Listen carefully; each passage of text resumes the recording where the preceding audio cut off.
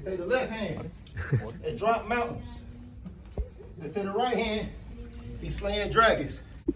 The Untouchable, True School Sports Empire, and y'all know the rest, man. Now listen, this is my reaction to Zuffa Boxing 2, featuring Rayo Valenzuela and Diego Torres. Now, I was critical of the first show. I thought the first show was very, very pedestrian, very, very average, very, very mediocre. And for Dana White and, Zuffa, who have promised to change boxing and really set a high standard, it was not, a great show. Just being honest, with Callum Walsh and Ocampo and those guys.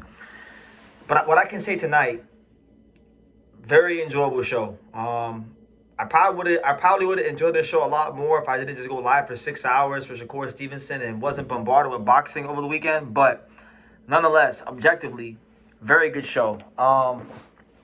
We'll start the main event. You had Rayo Valenzuela, former world champion. He's had his ups, he's had his downs, but he's always been worth watching and fun to watch. Good TV fighter, right? Who was champion, right?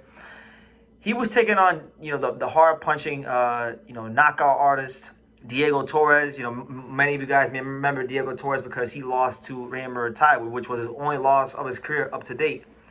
And for Rayo, this is a big fight because it was the first time he's been in the ring since he got absolutely outclassed and exposed by Gary Anton Russell. You understand?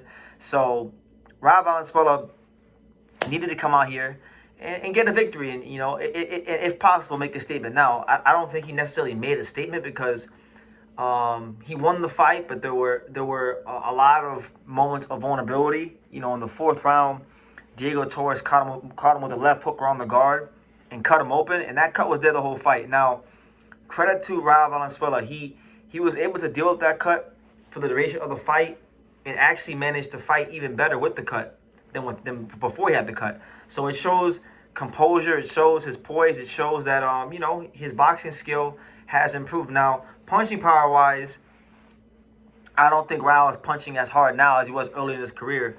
Earlier in his career, he was sitting guys down. I think guys are having a much more opponents are having a much easier time standing up to his power, and that was the case here against this very rugged Mexican fighter. Rayo's experience, Rayo's just all the fights he's been in against top competition.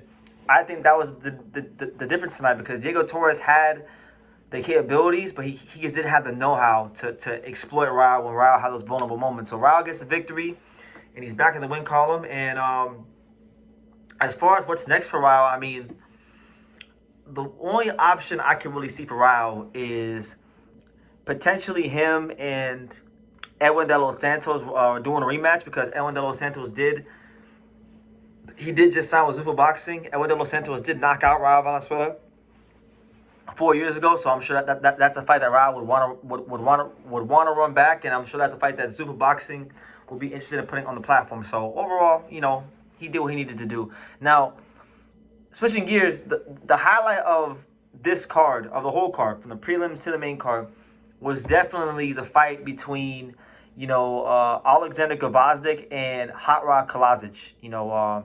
Two guys that have been at the top level and in and around the top level for a long time in the light heavyweight division. Really interesting fight, because early on, for the first, I would say, 5-6 rounds of this fight, 5 rounds, I'll say the first 5 rounds, Oleksandr Gvozdyk, he was really in control.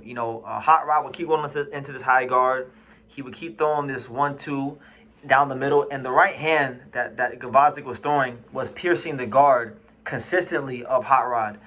And so it looked like we were on our way to a routine stoppage victory, and it looked like Oleksandr Gvozdyk was going to start his career on Zuffa Boxing as someone to look out for, as someone that is going to go push onwards and upwards. And maybe even I was watching Oleksandr Gvozdyk, and I was like, damn, maybe in the Zuffa Boxing space where there's not killers like Benavidez and Butaev, who are the only guys that have beat him, maybe in the Zuffa Boxing space, he'll be able to really just feast on the competition and make the most out of the last part of his career, whatever is left of it, because he's 38 years old. But then the unthinkable happened. Rayo Kalajdzic comes up off the canvas, and in the 7th round, he manages to hurt Oleksandr Gvozdyk and drop him 2 times and come out of nowhere and stop him.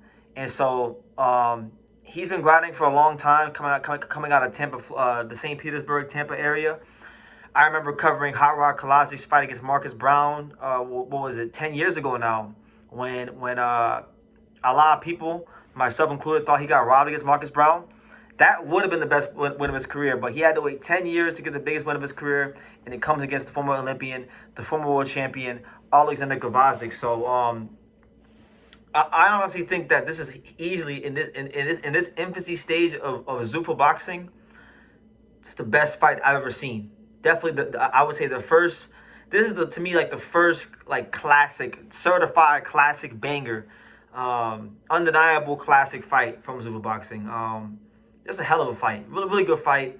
And I feel like this is gonna give Hot Rod a chance to squeeze every last bit out of his career. And like I said, there's things I'm skeptical about with Zuffa boxing. I don't think it's good for certain levels of fighters, but for a guy like him, who isn't gonna be the priority of any promoter, to come here, your first fight, get a big opportunity against a guy like Oleksandr Gvozdyk, a former Olympian, a former world champion, a known, certified, just top guy in this fight game, to get that win over him.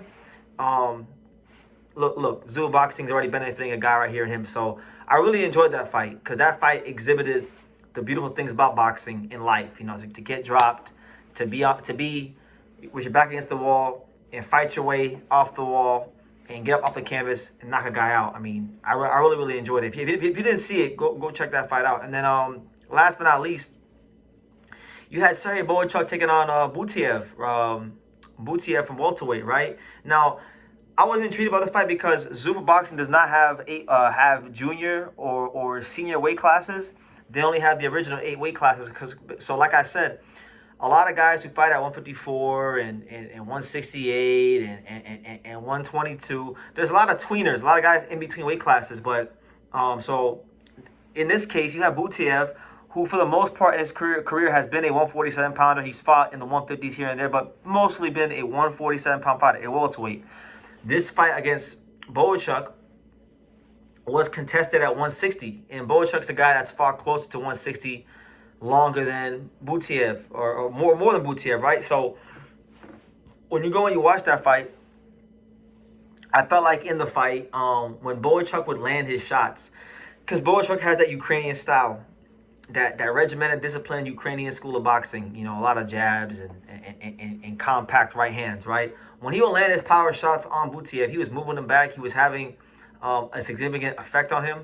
But Butaev, really and truthfully, I thought he just did a good job of running the numbers and keeping a good high punch output on Bohachuk, and he made the fight real close.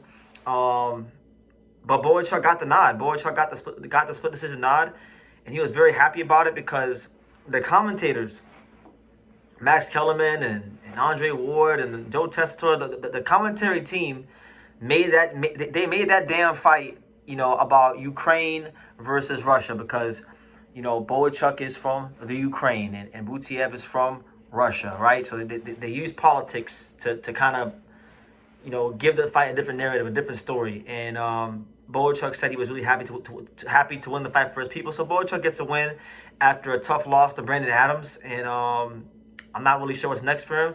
It's really hard to make these videos about Zuffa boxing, guys, because normally I can tell you what's going to happen next for fighters, but I actually don't know. I don't know what's going to happen for these fighters, because a lot of fighters that I would like to see these guys fight are not with Zuffa boxing. And, a lot of these guys aren't trying to fight for the sanctioning body belt. So, I don't know. All I'll just say is it was a really good fight in a much improved show. So, we'll see how the next one goes. But I enjoyed it. It was a good solid night of boxing to cap off what's been a very long, tough, arduous week that I'm still tired from. I'm still tired from my 6-hour live from last night. So, I came here. I mustered up all the strength that I could give you guys to give you guys my little recap on tonight's Zuffa boxing show. So thank you for watching True School Sports. Thank you for watching another video on the untouchable True School Sports empire, the home of boxing, We're on the road to 100,000 subscribers, guys. So help us keep being great. Help us keep pushing out that real boxing content